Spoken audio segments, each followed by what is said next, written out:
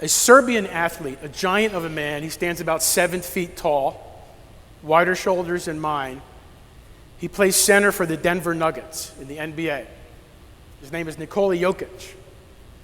He was the most valuable player in the NBA 2 years in a row, and finished second last season, only to Joel Embiid of the Philadelphia 76ers. A huge man, huge talent in the NBA. A couple of months ago, they won the NBA championship. Then he gets snagged by a CBS reporter, and she asks him, "How does it feel to be world champion, Nicole? How does it feel to be champion?" And in his deadpan, very simple reply, he says, "I did the work. Now I get to go home." The next thing that he says, "You know, to be successful, you first have to be bad. You have to stink." He says this. And then he says, "But then you got to do the work to get good." And we all know good just gets you in the game. Then you have to fail. And it's when you fail that you look in the mirror and you realize you got work to do. And this is where it all begins.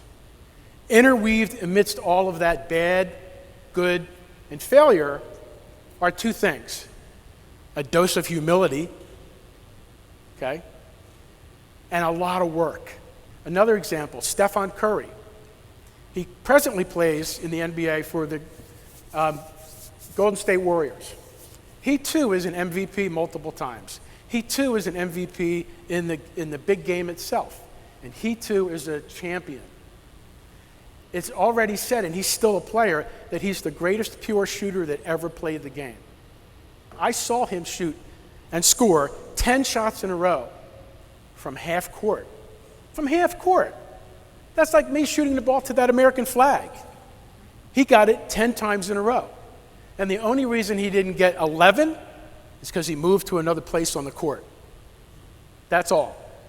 And he's an unbelievable scorer in the NBA, a surefire Hall of Famer on the first ballot, because his work ethic is to imagine every possible scenario that he could be facing. They embraced their own self-improvement. They truly, truly embraced what I wrote on the back of my shirt, which is to say, to fall in love with preparation.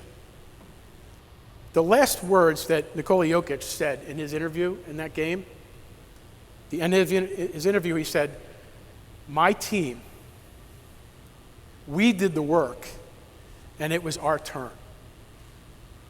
It was our turn. My team, we did the work, it was our turn. So when is it your turn? In your walk of life, in your job, in your career, when is it your turn? And what is this thing called work ethic? How do you define it? It really breaks down into what I call four pillars. The first of which is you have to have vision and a plan. Have a vision and a plan. And they always say, write it down. But have a vision and a plan for where you want to go and how you're going to get there. Second, build positive habits. Positive habits. The third is find your passion. You may not all be working in a career that you would say is your passion, but surely in what you're asked to do today, in the tasks that you have before you, you can be passionate about how you're going to approach that in a real positive manner. And the last of which is to develop grit. Every one of these athletes built such a stronghold around their talents that they were prepared to perform in the crunch. There's 2 minutes left in the game. Who's going to get the ball? Okay?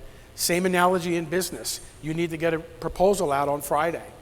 You have a sales meeting and you got to get the numbers right.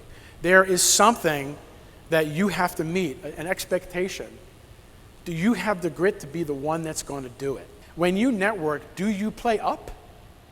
It's so easy to go to a meeting where you know everybody and you're all best friends and you all kind of gravitate to each other, you're best friends. But do you play up so that it can really make a difference? If you build your work ethic and those four pillars, it will not be work. Just like these athletes, they do that work because it is their joy, their passion to build the grit that helps them perform under the lights. to think about the key influencers in your life that you already had and those that you want to connect with, especially in these business functions. Who has influence that can be helpful to you? Who's passed on a great example? And when you do that and you build a strong work ethic, you will not only feel the success, you will now be the one setting the example. You suddenly go from everyone, you're looking up to everyone, to now you're setting the example. And that's where leaders come from, when you are setting the example. How can I spot an opportunity to surprise and delight? None of this matters if you don't take action. Basically, I say you got to move your bones. There's a lot of people who say, oh, that's a great idea, I love that idea, and then it goes on the table. Or someone else should be doing that, I'll tell them that they should be doing that. The whole concept is to move your bones. There's 4 kinds of bones in the world. Okay? There are wish bones, and these are people that think, that's a great idea, I wish we could do that, instead of having an idea on how to accomplish it. I wish someone else put that into play. There are jaw bones. These are people that just jaw about it. They have a lot to say, a lot to recommend, and they never get a part of the solution. There are knuckle bones. These are the people that tend to see the negative side of things. They will talk about not the possibilities, but the difficulties.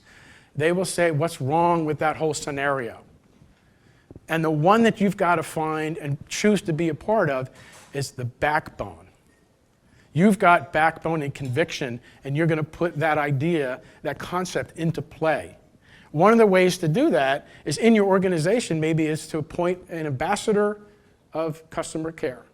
No matter what the business, if you take the time and the energy to step outside of yourself and think about your customer first, what are their worries? Read between the lines when you're listening to them. When you read between the lines, you're just not hearing the words, you're getting a sense of their mood for the day, or their sense of urgency or anxiety, and you can be the conduit to help them feel good about the experience.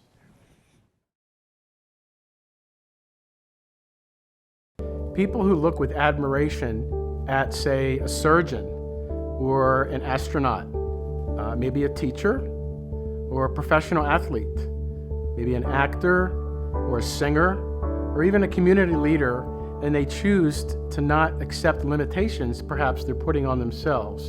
And they say, yeah, why not me? They're choosing to embrace the possibilities. I love that word. Rebranding is about changing the rational meanings associated with your current brand and instead grabbing and owning the single highest emotional intensity that causes your prospects to change their mind and choose you. Lastly, when putting a rebrand into play, know that change can be unsettling. But when you drive change rather than wait for it to happen to you, you can influence direction and behavior. Reinventing your brand and refreshing its appeal can keep you relevant and in a leadership position.